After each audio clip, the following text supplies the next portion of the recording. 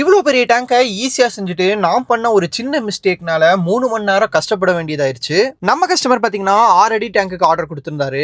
வீட்டுக்கு வந்து steps check பண்ண சொன்னாரு. நான் தான் பெரிய பருப்பு மாரி, "ப்ரோ பழனி மலை ஸ்டெப்ஸ்லயே ஏத்திருவோம். உங்க ஸ்டெப்ஸ்ல ஏன் ப்ரோ ஏத்த முடியாதான்னு?" சொல்லி விட்டுட்டேன். டேங்க் எல்லாம் செஞ்சு போய் பார்த்தா தான் தெரியுது, ஸ்டெப்ஸ் ரொம்ப சின்னதா போச்சு. கஸ்டமரும் குறுகுறுன்னு பாக்குறாரு. எங்க இவன் ஏத்துவானா மாட்டானான்னு.